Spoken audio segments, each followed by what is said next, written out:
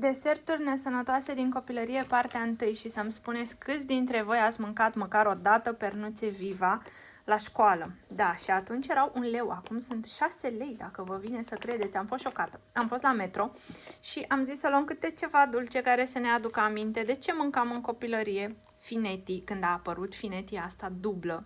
Țin minte că mai erau inimioarele acelea de Fineti cu o linguriță foarte mică.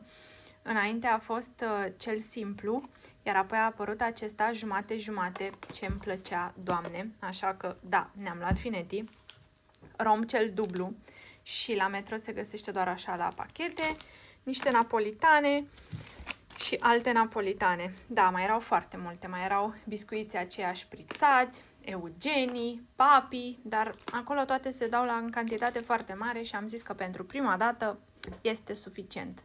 Dar cea mai încântată sunt de pernuțele Viva și de Fineti.